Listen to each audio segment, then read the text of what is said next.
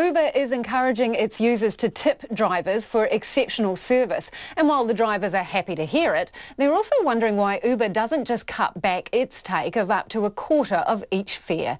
Ben Strang reports. On a wonderfully sunny Wellington day, an Uber picks me up at Radio NZ headquarters and drops me off near the Wellington waterfront. At the end of the ride, the standard message appears asking me to assess the performance of my driver by giving them a star rating out of 5. But on top of the 5-star rating I selected on my phone, another option also arises. Would I like to dish out a tip, and if so, how much? We really hope Kiwis will embrace it. We definitely don't think it's going to be in every trip or every delivery option.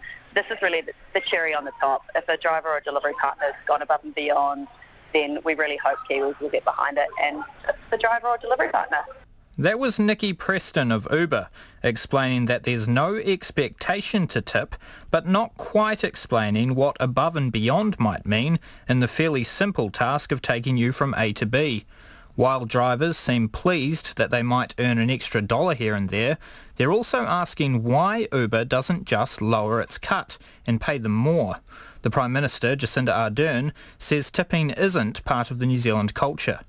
Oh, look, it's certainly my personal opinion that we haven't been a culture that has been based on tipping, and I think that's because, New Zealanders are fair-minded. I think we generally have an expectation that people shouldn't have to rely on tipping to have decent wages. It should be built into their wages and their salaries.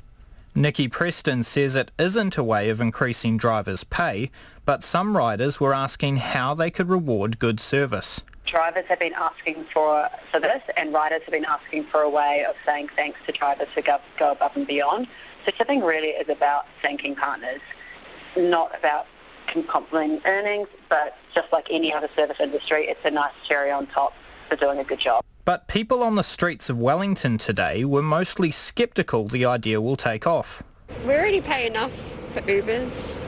No, I think people should be paid properly by their employer. I'm happy to pay slightly more and make sure people are paid fairly.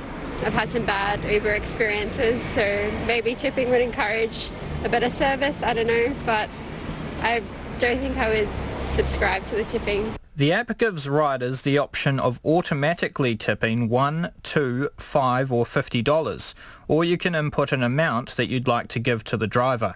For Checkpoint, Ben Strang.